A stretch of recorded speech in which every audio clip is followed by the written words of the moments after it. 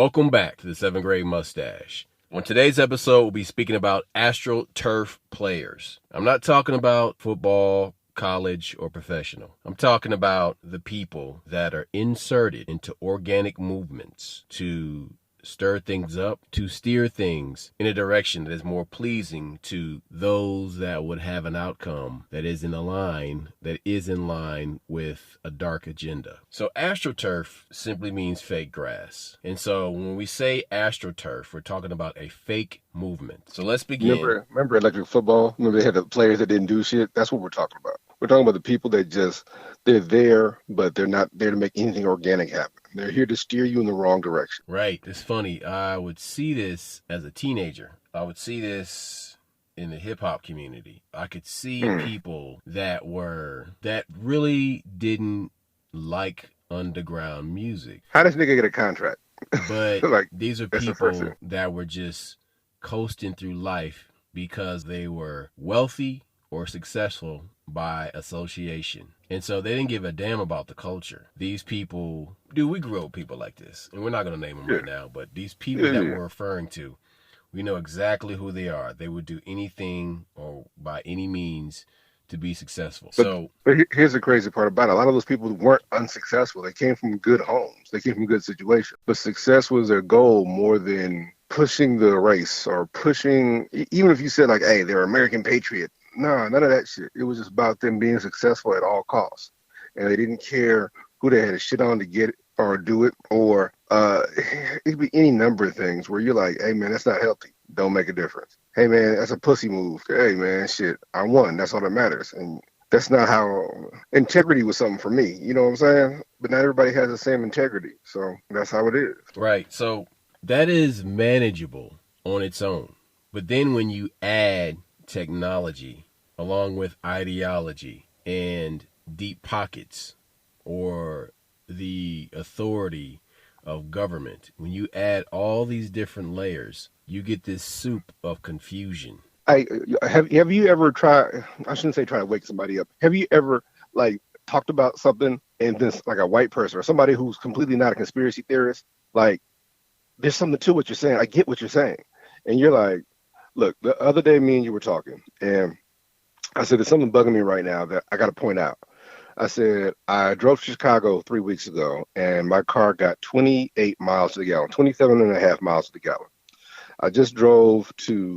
I went past Lincoln recently. And to a town that is much closer than Chicago. No doubt. But it was still a total. It was a 2.5 hour drive down, 2.5 hour drive back. So it was a 5 hour total drive. And I only got 24 miles a gallon, 23.5 to 24 miles a gallon. That's a 4.5 mile per hour difference. Now the crazy part about it is the terrain is not much different. It's pretty much the same type of terrain driving from Omaha to Chicago, from Omaha to this location that's 2.5 hours west of where. The only thing I would say that might have been a factor would be the wind, because the wind was super strong. But the bottom line is, I'm telling this chick, I said, look, this is how they're controlling us. Last time they controlled us with the viruses. You can't leave the house. This time they're going to control us with money. They're going to sit here and they're raising the gas to $5 a gallon, but the gas burns faster. So you have a less quality gas, but you're spending more money. So now you can't afford to go anywhere. You can afford to go to work, pick up your kid, and that's it. You literally, so since we're not going to fall for the okie doke this time, and this white woman was like, I hadn't thought of it like that. That is true. She said, and she had named something that she had did. She said, normally my gas, I get a full tank of gas on, whatever day of the week, and it will last me until Tuesday of the next week, 8 days, whatever. Because she has a fixed pattern of travel. Yes. And that's exactly what, but even for her, she's like, that gas is burning faster. I now have to fill up again on Sunday, 2 days sooner. And I'm like, I said, this gas is not the same quality.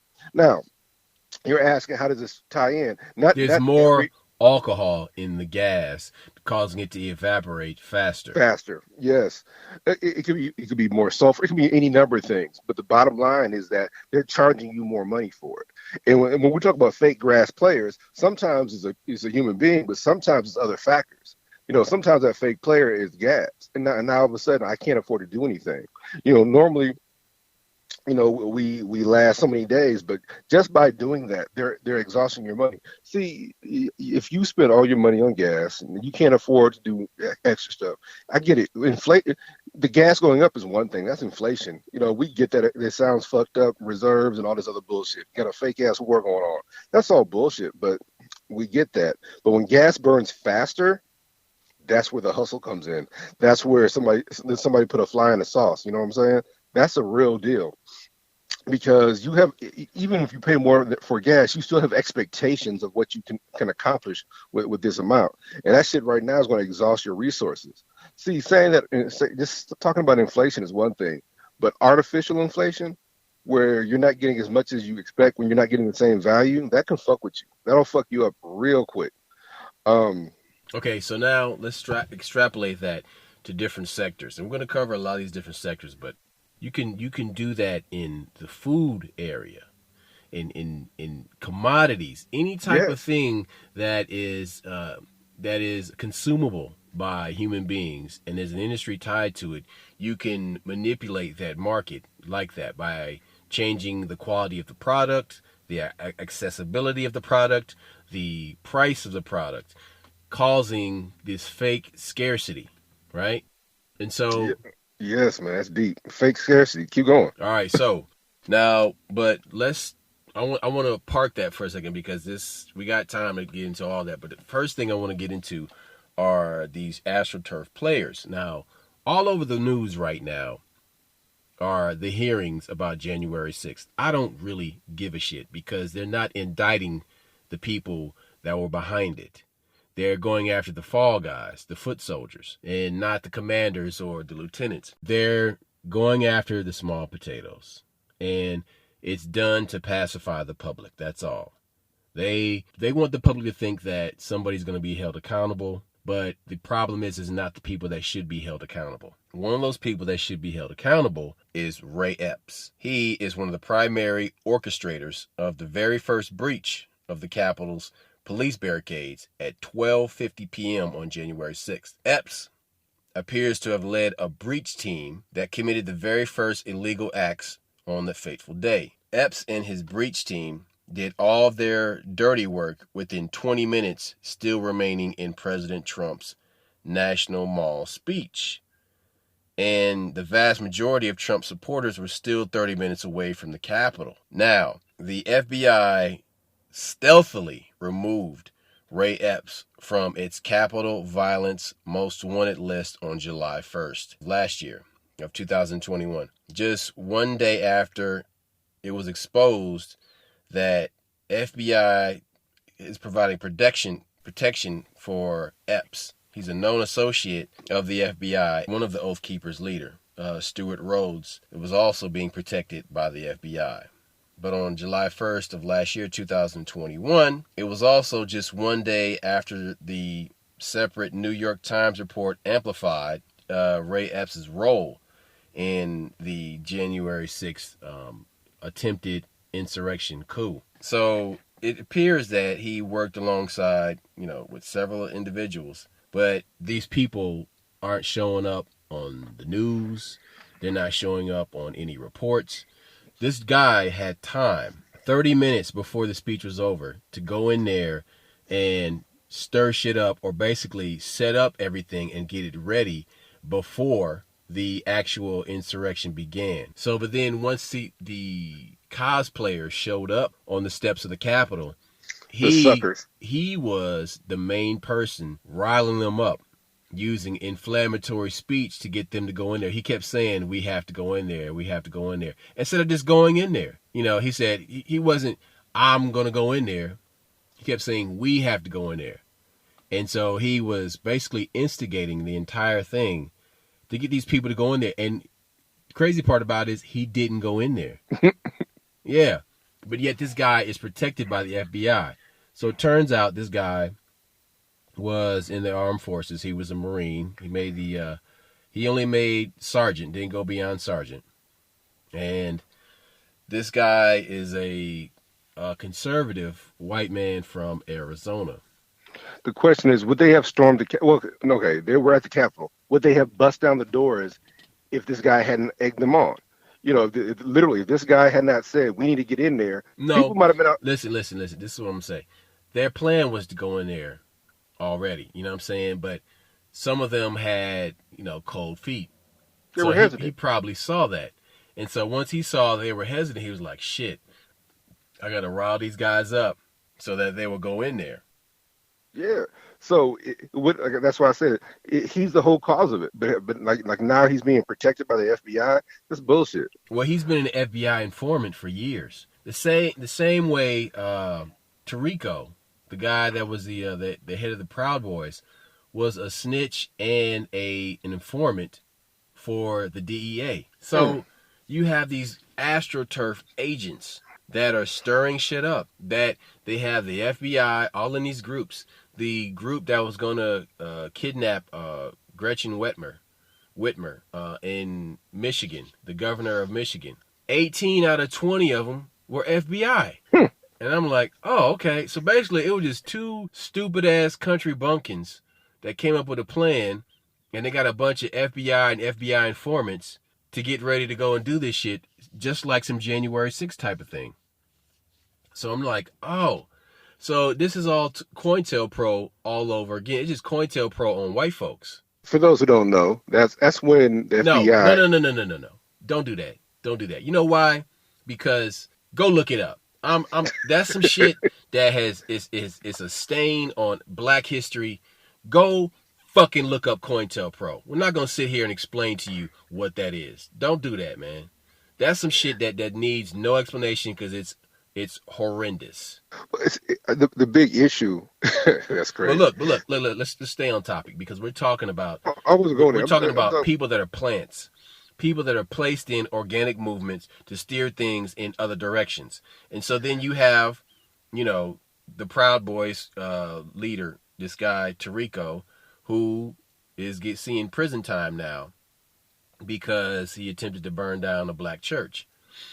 Um, and then you have this guy Ray Epps, and FBI informant. All these dudes that are just so rah rah rah. That's part of what I'm getting at here. Is like if you look at the loudest voices, pay attention to them. Like they're like, look, man, it Look, goes back to the streets. All right, a person that is making the most noise about some shit is can't normally fight. full of shit. They can't fight.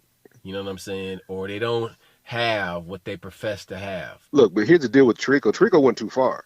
Trico, he was doing everything he was supposed to until he like, wait a minute, that's a real hate crime. What the fuck are you doing? We got you out here to tap the pulse. This goes back. Remember, our boy. Oh, I can't, Look, the thing with Tarico is this dude is a Caribbean Latino. Okay, yeah, he's a he's Cuban. black. All right, yeah, but the thing is that he's a black Latino, which means that he has that. A choice. No.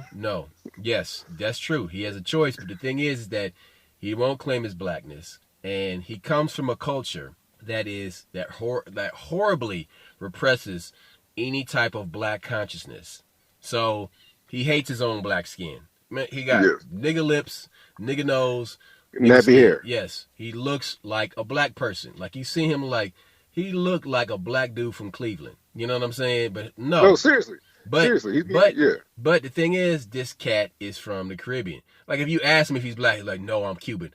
That's a nationality, not a race, you idiot.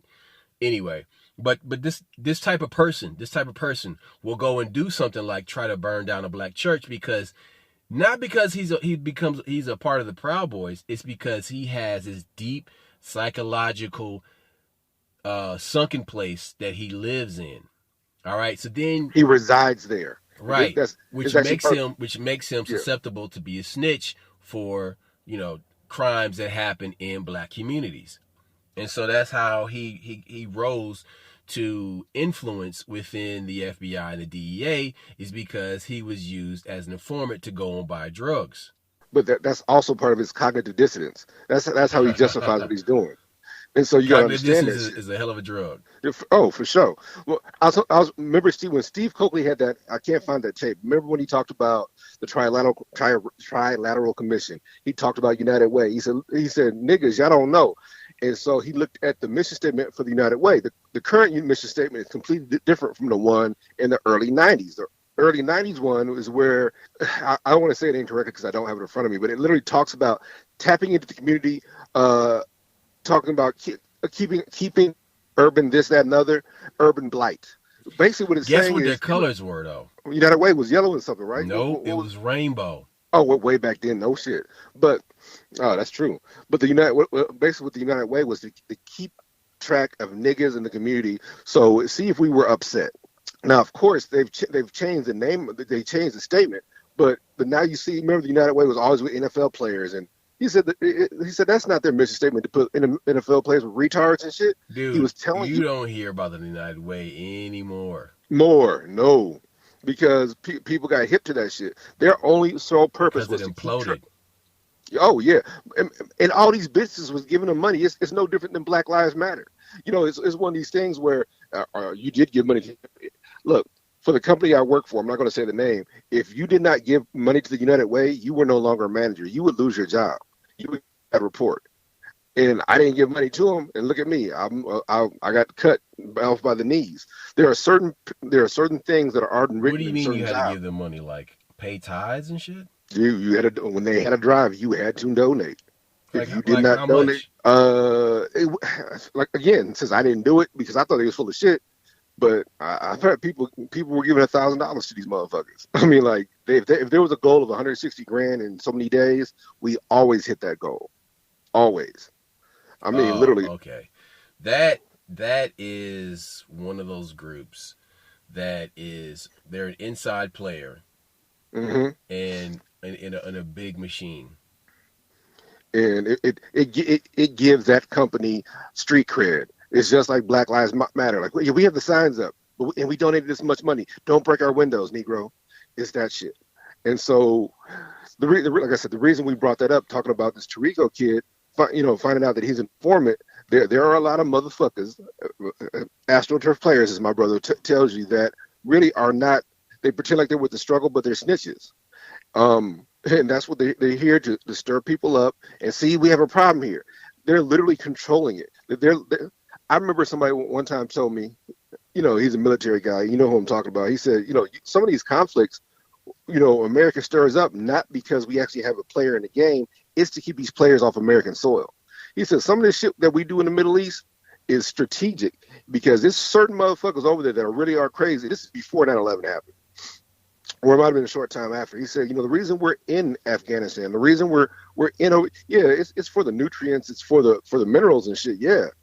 But as long as we have a conflict over there on their soil, they're not coming over here.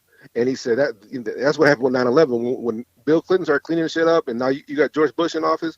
All of a sudden, ain't no conflicts over there, and you got crazy motherfuckers that literally hate America, and they'll do anything. I'm not saying we're not saying that 9/11 wasn't.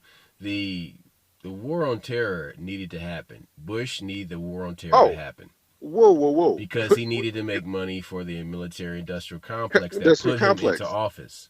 So the Saudis that were involved in it, they were just willing participants. Yes. It was an inside job. I didn't say it wasn't. But I'm saying that, like I said, you know who I'm talking about. It was like, hey, you got to understand something. A lot of that shit over there is to keep these motherfuckers busy. It's bullshit. It's smoke and mirrors. These are trumped up wars. He said, you got motherfuckers in the Middle East that got good funding, got better training than you realize. And if they come over here on American soil, they can cause some real problems. We don't, at the time we haven't had no real terrorist act. Now, again, it's just like World War II. We knew about Pearl Harbor way before it happened, but we had to let it happen or we wouldn't enter World War II. We had to let 9/11 happen or we wouldn't have an excuse to be over there in the Middle East like we were. It's just what it is. So but these players, they're not legitimate. They're not real. There's something to stir these guys up. There's something that if Tirico didn't need to stir those guys up, if your other boy didn't need to cause that shit for the Capitol, would they have gone inside? They probably wouldn't have. They got cold feet. They were sitting there like, hey man, we came all this way. We drove 6 hours. I don't want to get in trouble. I need my job. And then that's when somebody goes, oh no, Trump really won. Get your ass in there. What the fuck is wrong with you people? And now you have a conflict. Now you got people serving 6 months in jail. They're not doing no real time, But still, like you said, that they're going after the fucking hoes and not the pimps. It's not fair. They're going after a couple of Johns here and there, but they're not going after the main one. It wouldn't dare do that. So these AstroTurf players need a little push every now and then. And so to make them completely Manchurian candidates, a little programming is required. And that is where we see MK Ultra. MK Ultra was the code name of an illegal human experimentation program designed by the CIA.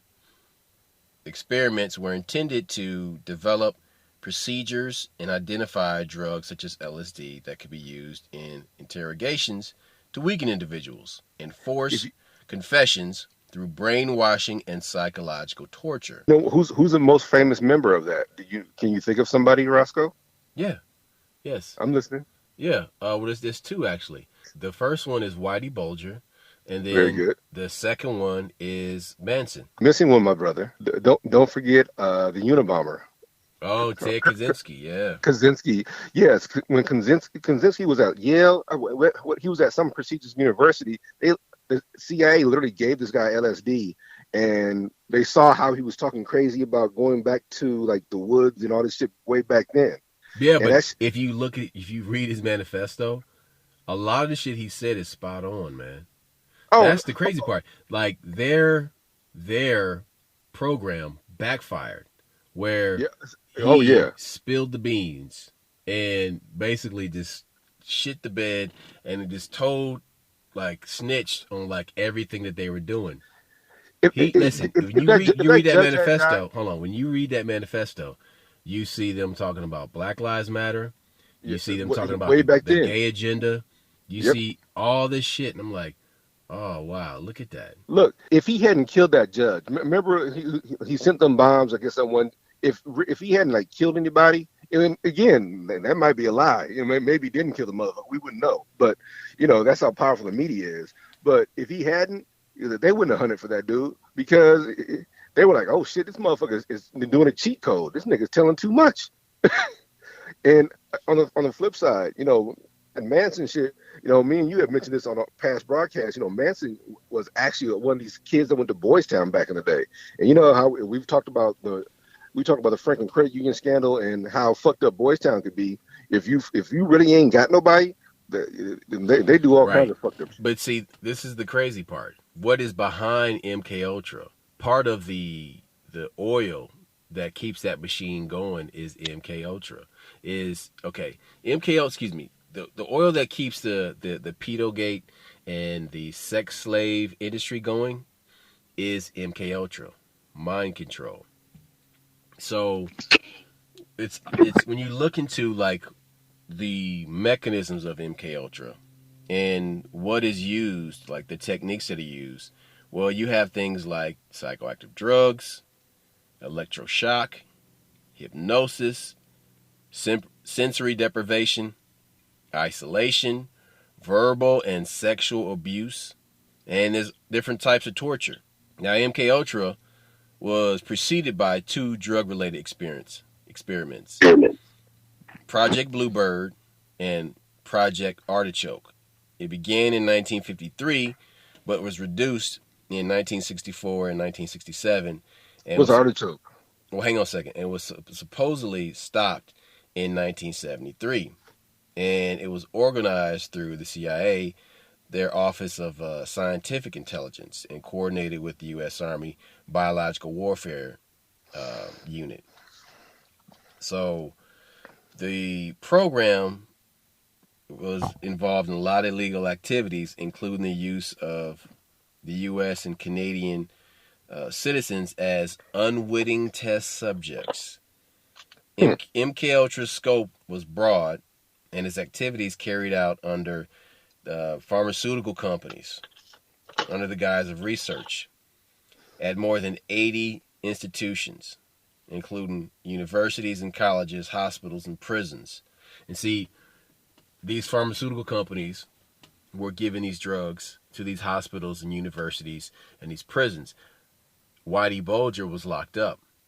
So he was one of the people that got MK Ultra through the prison system. And then you had people like Dennis Leary, who was basically the apostle of LSD. Now, I want to say something about psychedelics real quick. So, LSD gained the most traction because it was something, the delivery method was the most mobile, and you could put it on you could deliver Piece it of in a, paper. a dropper Hmm. and put it on a sugar cube, put it on a piece of paper, and it'll dissolve under your tongue. It's not like ayahuasca where you have to go out to the jungle, or mushrooms, which can the effect can vary from dose to dose to dose. It's not as controllable as LSD. That's why the CIA used LSD for these experiments, for these MK Ultra experiments. LSD was not created by the CIA. It was created by in Switzerland by Albert Hofmann on accident. Yeah, he's trying to have what alternative to aspirin or some shit like that, some Yes, kind of yes, medical shit. yes. And Yeah, I remember. he dosed himself and tripped his ass off on his while riding his bike home from work. So It took forever. Nigga yes, just got home. he had a bad trip his first time, but he said he woke up the next morning, he went for a walk, and it was wonderful. Anyway, so psychedelics. This is an example how psychedelics, something that's benign, can be made into a weapon. All right, so I want to basically iron that out so there's no confusion here. And so And this is what we meant about grass players as not always being a person. It could be something else that steers you in the wrong direction, controls your behavior, creates an addiction, anything like that, that creates an addiction that gets you off task. That's what we're talking about. I told you what the guy I used to work with said. He said, I guess after Nam, he said one he was this is guy who was actually courted by the CIA in college, but that's another conversation. So he said, look, he said what you guys don't understand. He said duct tape. He said our weed was garbage, but our LSD was pure. He said the LSD still had the United States stamp on the paper or the box when you got it because it came from the government. He said now he said I can't imagine what it's like to get LSD, but he said I know the weed now is strong as hell. He said the weed is super strong now, the LSD is weak. But he said back then when you got LSD, you got it from Uncle Sam, and that stuff was powerful as hell. And it's like, again, if you have you ever talked to any of the old black guys from like Nam? They'll tell you about different drugs. Day that passed, I was talking to his father-in-law. He said, and it's all these old dudes. They're like, yeah, they're telling me. They said, man, they have different. They gave you drugs to go in combat. They said there was a red pill that had a dot on it. It was called an MX. He said this would control you. This is how they got us hooked on drugs. He said that's why when you came back from Nam, you were hooked on drugs. It wasn't because of the PTSD.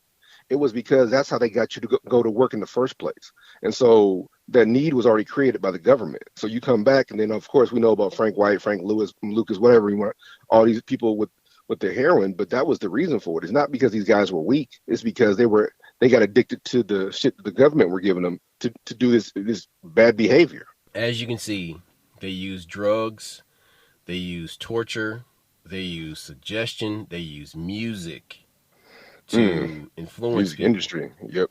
Right. But okay, there's one thing I come across when I'm working on music in my free time is that I notice that there's these overtones that are created. So I'll have a drum track going, and then I'll play a bass line together with it. And if I play the notes correctly, there's this overtone, this harmonic overtone that's generated. And I notice when I play certain harmonies for people versus other ones, the ones that resonate with people tend to have this overtone harmonic texture to it. I'm like, that's interesting, because then all you would have to do to add a suggestion in there is basically word it in a way that is catchy. There's all these songs out there that are completely dog shit, right? And I mean, I'm talking about like lyrically, but they'll have a great beat that makes your head nod, and it's so suggestive. It could be anything. A friend told me last week about how she saw this teaching aid, this mathematics teaching aid on YouTube for kids, for like toddlers, right? But it was playing against the backdrop of this song called Throat Baby. And this is about oral sex. This song, Throat Baby, is about oral sex, right? Fellatio. And you put this over the top of kids learning how to count. Dude, that's demonic. That is demonic. So I told her to flag that on YouTube because that is pedophilia. If you are teaching kids how to count and Throat Baby is in the back, dude, what the fuck is wrong with you? Okay, are the words on it, or are we just talking about the music? I'm asking because I don't know. Hey man, it doesn't matter. The reason why it doesn't matter is because each time you hear that song from now on, it'll be associated with, you're being programmed. Dude, that's demonic shit. You know what I mean? So it don't matter if it's a black person, white person that did it. If you doing stuff like that to little kids, dude, you deserve to rot in hell. Look, no, what I was asking was like, the kid ain't heard the song, but what you're saying is right. That song is everywhere. That song, when that song hit, it was everywhere. So there's no way in the world the kid didn't know that melody, and that's the problem. Well, okay, this goes back to MK Ultra. Why is that song everywhere? Why is that song a hit? Why is it being pushed? Because it's about sex. And part of MK Ultra is sexual abuse, sexual manipulation. You have these women that are their sex pots, right? And so they're used to, there's this term you'd hear around this movie, the interview came out, honey dicking. You know what I'm saying? And this is just using sex to get information out of people, to control people, to manipulate people. And these certain type of like female singers that flaunt sex overall as entertainment, but yet they push that as being feminism. That's not feminism. That's actually a form of control. That's mind control manipulation. Doja Cat is one of them. All right. Megan Thee Stallion is one of them. Madonna is one of them. Cardi B is one of them. These women that are pushing sex over talent. And they actually think it's organic, some shit they came up with on their own. Cardi B doesn't even write her own fucking lyrics. So but the issue was when they said WAP was empowering. Like, I don't know. I mean, I'm not dissing it. I like the song. Not. No, it's not. How is that empowering? You're basically, you're giving your power away. So you're saying you got to fuck somebody to get ahead in life. Yeah, you're removing any talent. Now, so if you guys have a problem with what we're saying, then look at the entire hippie movement. Based on, how come was the hippie movement successful? Think about it. Was it successful? Did we knock over big government? Did we topple these corporations? No, they got stronger. Do you know why? Because of LSD, because of the free sex, because all that bullshit was a distraction. And all them people that used to be hippies, they're all CEOs now. They sold out.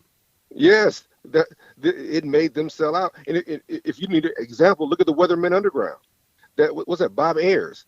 All these white folks made a big deal about that guy Bob Ayers being friends with Obama.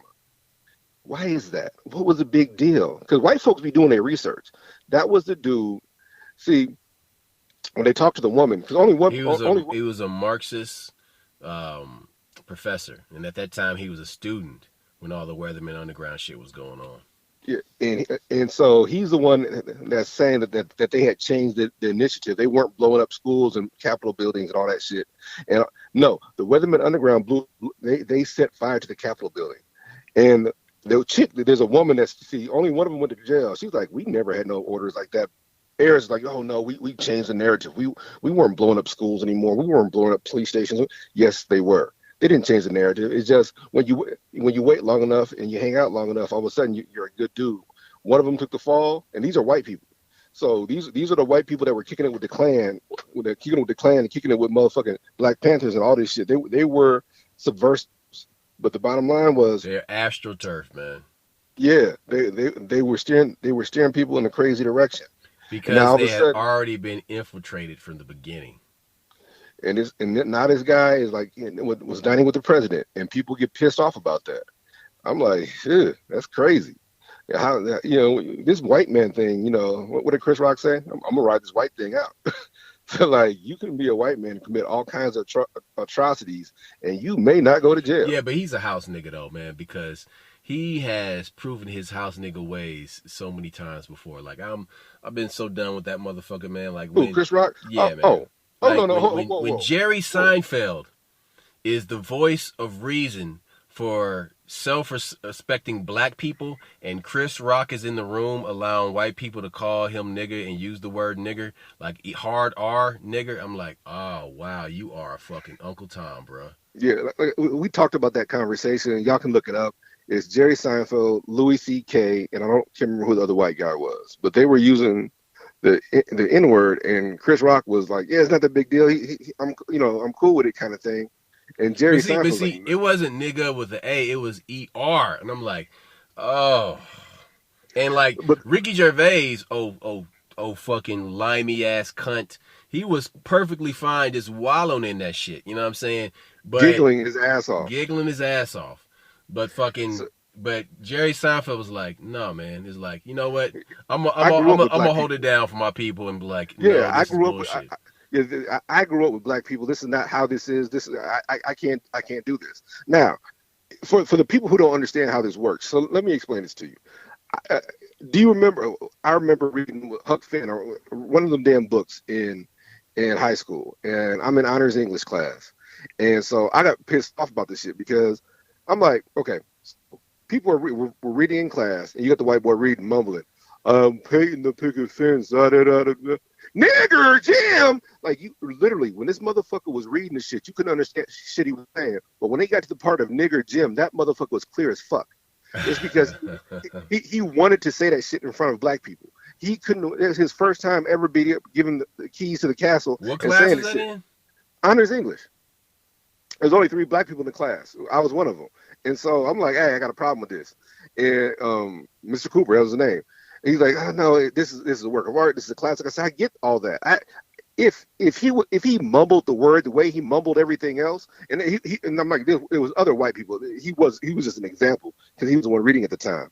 But I'm simply saying, if he had mumbled nigger Jim and kept going, I wouldn't even trip because it means. But the fact that you're And the talking crazy part about this is like, y'all gotta understand, like this is the '90s, so like 92, Public Enemy 92, is fucking 91, yeah. like raging against the machine hard. So like motherfuckers is not having any of that bullshit. Oh no, no. We beat people up for the N word. No, let's be honest. We beat people up just saying N, and we don't know what they're going to say next. But we fly on the nigga. Nick, You know. he's gonna say Nicholas. Like, Yes, eggnog, nigga, eggnog. That's your ass, bitch. So you got to understand that the idea of saying the word in a black man's presence was a big deal to them. Was a big deal to these white people. So, so when Chris Rock says it's okay, it lets you know that maybe that Will Smith shit was staged. We'll talk about that later. But the bottom line is, like I said, not everybody out there on the field is a real player. Some of these motherfuckers are synthetic, and that shit right there, like, okay, you gave 2 white guys a pass, but the white guy was the blackest guy in the room. The white guy, like, man, I'm not comfortable with this. This is not a good idea. I don't respect it. I'm not going to say it. no, the Jewish guy, the Jew was Yeah. like, this is bullshit. Well, I thought Louis C.K. was Jewish too, but I'm just saying He's Mexican and Seinfeld. Jewish. Yeah. But Seinfeld was like, nah, bro. The people, when you in the movie Top Five, which is a Chris Rock movie, he's an idiot. But when you saw that Jerry Seinfeld had a real top 5 hip hop, his list. Same thing with Adam Sandler. They had a list because they're from New York. They rock with these people. These are so for him to say nigga, he's like, nah, that would be, I would be offending people I really care about. I can't do it. It wasn't in him, that's a genuine guy. That's a real dude. That's a real dog. Hey, no, these are my people. These are my friends. I can't do that. Chris Rock is like, oh, it's okay. No, man, that shit ain't cool. So it's really important that you recognize who is on your side. And that's what these whole situations are about, are not organic. These whole situations are, you think people are on your side. You think these people are egging you on. These people are trying to get you to do fucked up shit. And these are the ones who are corrupting these different movements. And, But there's this programming that's going on. These yes, programming on yes. television, programming on the radio. I And dude, remember you as a kid, that's what it's called, program. Your parents used to tell you that shit. It's called a program because it's fucking up your brain. It's putting you in a direction. It's controlling your behavior. so man, like, okay, sometimes at work, we're driving from like one location to the next location, and we'll be, in the work truck, and I'll turn on the radio, just to see what's up. Like I'll put on like the black college radio station. I'll put on like, another college radio station. And or like I might even put some Steve Harvey on in the morning, because like he just makes me laugh just saying some goofy shit, right? Just, he'll come in with some dry ass old man view or some shit, you know what I mean? And like he just have his little commentary. I'm like, cool. But then we're flicking like the stations from like, one to the other, and I'm listening to, they're trying to like make these, they're doing their damnedest to try and make the radio station shows do anything to get people to listen and call in. And I'll hear this stuff. They'll be like, black fathers and their daughters sleeping in the same bed. And I'm like, this is what you're talking about? This is the dumbass shit you're programming the people's heads. Like you're keeping it base level, low, dumbass thinking like this. Low frequency. It's the lowest hanging rotten fruit. And I'm like, this is the low frequency shit that you're blasting out over 100,000 watts. You know what I mean? Like, really? This is it? And so that's, I mean, it just reinforces like why I just stopped listening to radio so many years ago. One of the things we talk about, Roscoe, that I always try to, like, whenever somebody when they try to bait you on Facebook and they want to have this deep conversation, they really don't want to have a deep conversation. They just want you to agree with them, number one. But they'll post something or like, they're just filling space. It's like these people on these radio stations just filling space and getting people to tune in because radio is fucking dead. And they're trying to save it. They're trying to keep their sponsors. No, they want to keep the sponsor money. Yeah. They don't care about. And so they're not going to shut it down altogether because the government needs the radio.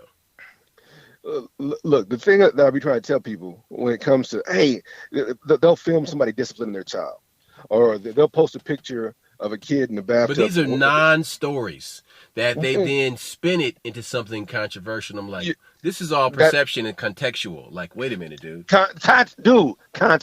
You look, my brother. Not everything is meant for public consumption. I got it. You grew up with me. You knew in my mama's house. You knew where my damn picture albums were, and there was a green one that had a bunch of my baby pictures. A lot of them were in bathtubs and shit. You knew where that was, and we avoided that one. You understand? Not everything is made for public consumption. And in this world now, it's just the opposite. Everybody is so desperate for celebrity, they reveal shit they shouldn't be revealing. They share shit they shouldn't be sharing. Look, even when they have these videos of somebody spanking their daughter because she wasn't dancing right, when they have these videos of these single moms beating their son or making them wear a sign because they caught stealing, what's wrong with that? It wasn't made for public consumption. That woman is trying to stop her son from being a fucking criminal. That man is trying to stop his daughter from being a sex pot, a hoe, or whatever. These people are trying to raise their children the best way. But it's crazy how those same people that want to virtue signal and scream at parents that beat their kids will put their kids on a leash but let their dog run free. Dude! What? Oh what? I can't breathe. Like you see them in the mall, and they have a leash on their child because they can't control their child.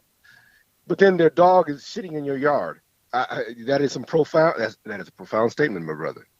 So, like I said, not everything is meant for public consumption. So, like my mama told me, what happens in his house stays in his house. It ain't nobody else's business. Okay. So yeah, but what I'm getting at though is deflection, and how the Cardi B's and the Doja Cats and the Lady Gaga's with all her devil worship music and Rihanna shine bright like a diamond. That's talking about Lucifer. Okay? Luciferians, All yes. this shit is deflecting you from the real things that matter. And so you're walking around humming a stupid little tune, proving that their programming is working. Well, not only that, you don't know who you're singing to. I remember one in the black church. Did we had this conversation? Why do people hum in the black church? Do you know? I know you know because me talked about it. But for those who don't know, the devil doesn't like when you hum, and you're like, why not? Lucifer doesn't like when you hum because he doesn't know who you're singing to, because he thinks you should be singing to him and he's not sure. It drives him crazy. So that tells you right there how important that melody is, how important that beat is, even when the words aren't there. And so what you said was that demonic. I was like, hey, I think you're overreacting. No, Roscoe, you were right. I'm wrong. Just because they should not be using Throat Baby for a fucking kid song. They shouldn't be doing it because it doesn't matter what you say. That beat has some shit attached to it that you might not know about. Bobby Hemmett, he was saying some deep shit about the word nigger. He's like, funny thing is, we don't know what that word means. You don't know what that means. That word might have some other meaning because apparently that's a powerful ass word and they don't want us using it. You got white folks telling you shouldn't be using nigger. You shouldn't be using nigga. Dude, I call it the magic word.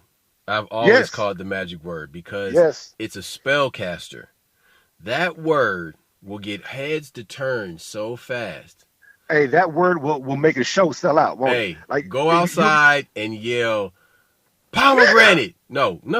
Go yell pomegranate. Nothing. Get crickets. Nigger! You soon as you yell that, everybody. That shit is like E.F. Hutton. That shit is like somebody pulled up on the side of you in a fucking Bentley asking for some Grey Poupon. Like, hey, I got you. Today on a very special episode of Different Strokes, Arnold experiences experiences the N-word. And all of a sudden, some white guy says, you niggers need to get out of here. Everybody watches that show. That's how powerful that word is. Yeah. Lenny Bruce said that shit. He said, if you want to get rid of nigger, he said, use the word all the time and take the power away. He said, we don't have the right to have that power. You need to use it to alleviate the power. Now, people got mad at first, but when he finished his joke, that's why comedians are so important, because they have the ability to talk about the absurdity of race and the absurdity of all this bullshit racism and put it in the context that it needs to be placed in. And people don't understand that shit. And so it's very important to check it out, though. So these people that are using this word, these people that are using music and sex as weapons of control, quiet weapons for silent wars, these people are used hand in glove alongside crisis actors. Crisis actors are meant to make you feel, to make the tragedy relatable. Because if you see a woman crying at Sandy Hook, you're like, oh, somebody died and it's a painful thing. That's sad. But then if you have really sharp eyes and a really sharp perception and you recognize faces really well, and you see that same woman again in Aurora, Colorado, at a shooting there at the Batman The Dark Knight movie theater shooting in 2008, then you're like, she looks familiar. But then you see her again at the Boston Marathon shooting, bombing, and you're like, oh, wait a minute. That's the same person. Then you see this woman again at a mass shooting in Oregon, and you're like, hold on a second. Then you see her again at the shooting in Paris, where the rock band, the Eagles of Metal, their show got shot up, right? And then there's the shooting in Manchester on public transportation. She's there again. I'm like, this is one jet-setting ass broad. Like, damn, if there ain't some synchronicity, how she's always in the same fucking place where all this tragic shit is happening. I wonder why that is. Are they quintuplets? Are there just 5 of them? They're everywhere, huh? Like, no, that's not a roll of the genetic dice. That's not what you're seeing there. What you're seeing is a person that is being inserted into your reality. And guess what? It's not a simulation. It's not a glitch of the Matrix. Nope. This And that's is the crazy part. When you programming. there have been simulations, there have been certain shit that the government runs just to see what the But fuck this happens. ain't what we're talking about. Oh no no no This is no. something else. Yeah, This these is motherfuckers are not real. astroturfing. This is astroturfing done by high level saboteurs that are doing this to steer society in a situation into a place where guns and the right to bear arms are Is in not question. allowed anymore. Look for all those that when I'm a gun guy, so whenever we gun guys try to tell you like, look, they're banning magazines, they're going to ban ARs, they're Tell going them to ban about the everything. school and what happened recently and who Oh, stopped the school shooting. I'm going there, but I was going to mention Trudeau up in Canada where you can't. You're not allowed to have a gun to protect yourself. The guns in Canada are only for hunting and sport shooting. But if you decide you want to protect yourself, that's a problem.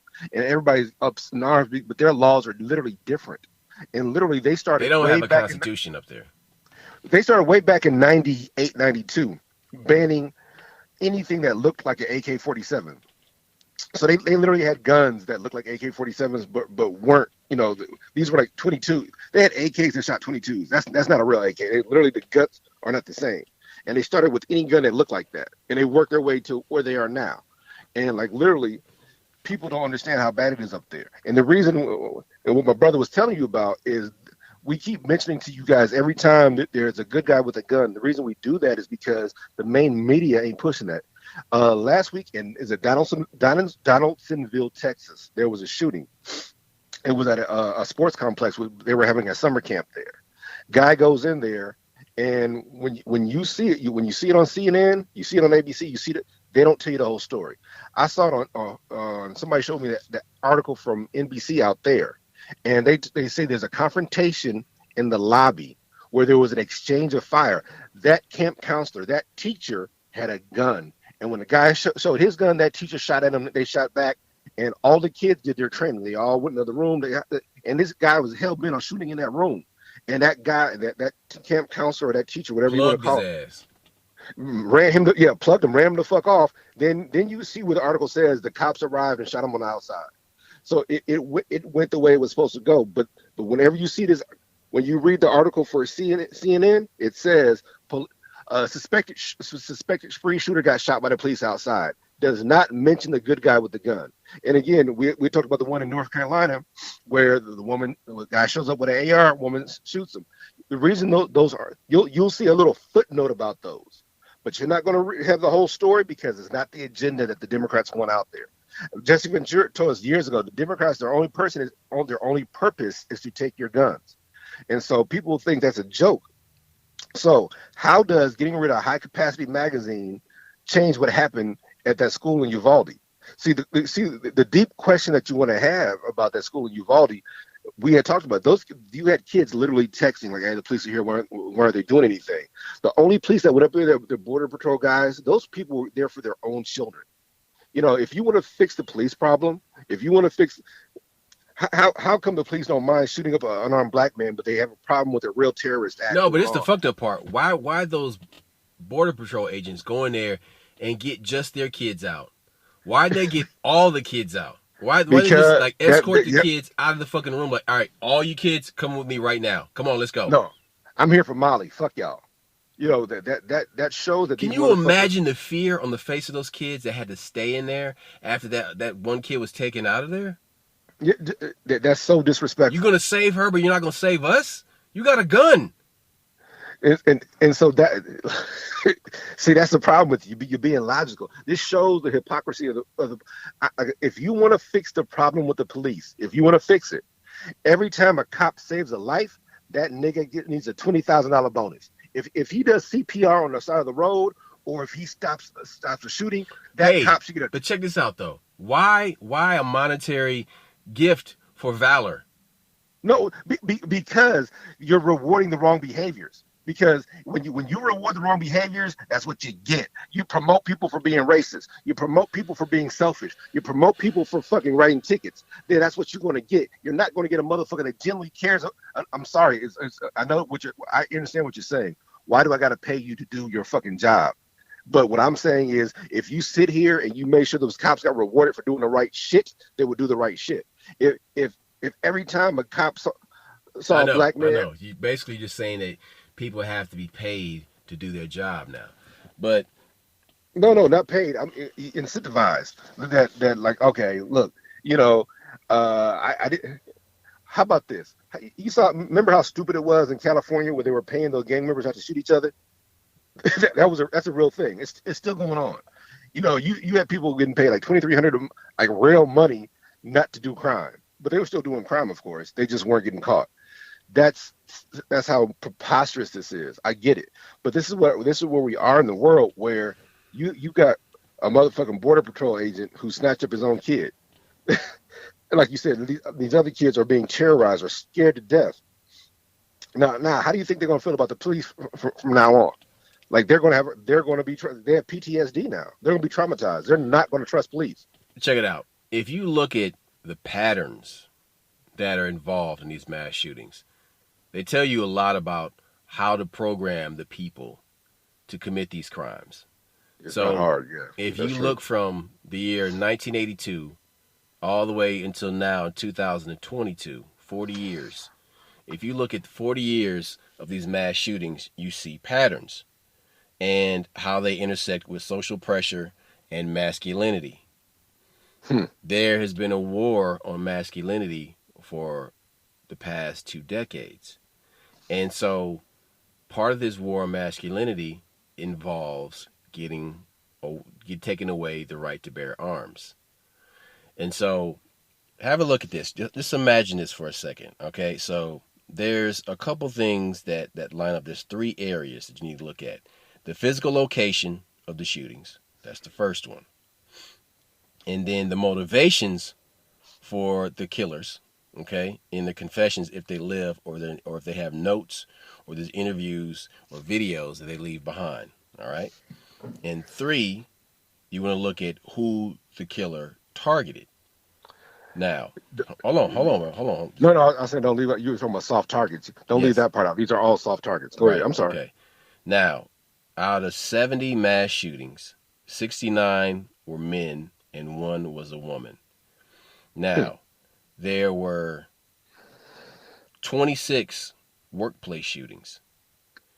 28 school shootings. All right. There were 6 that were targeting women because of rejection. Yep. There were 8 that were about politics, racism, and protecting oneself against others, quote unquote. 3 that were about drugs or alcohol fueled rage that was fueled by drugs or alcohol. Okay. 4 that were about church and faith. 6 that were veterans issues. And 4 that were homophobia.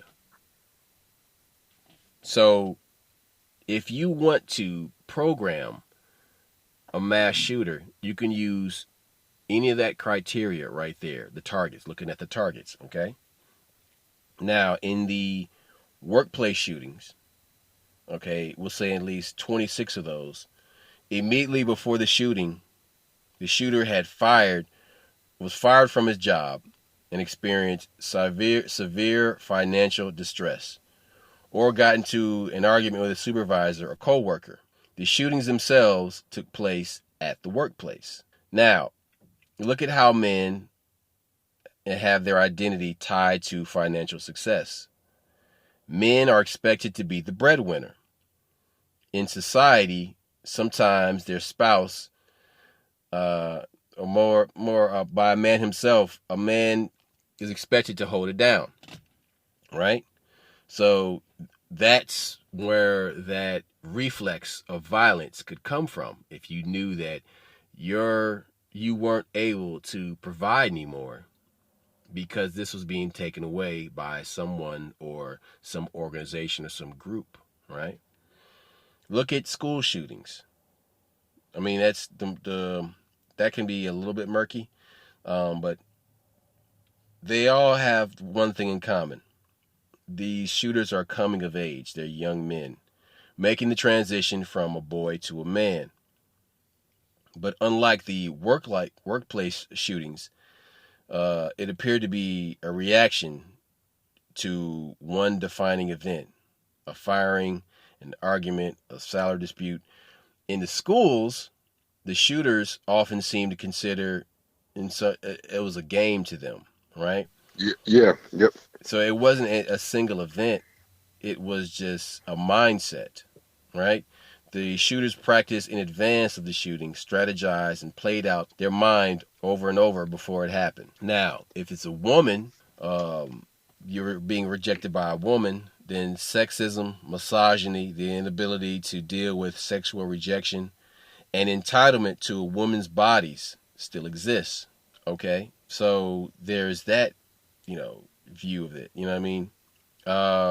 But there's an entire dichotomy that has to be dealt with that. There's other catalysts though. So consider homophobia or veterans issues, or the drug and alcohol rage, or the faith and church shootings.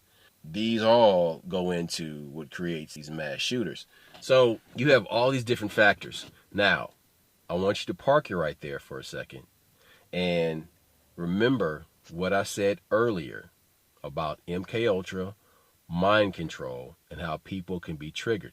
If you want a young shooter, he needs to be playing video games. He needs to be surrounded with imagery that desensitizes him. Or success or lack thereof. Success is a big deal. Right. So, but again, this is the child, the young boy school shooter we're talking about. So this type of mass shooter is going to be desensitized to games.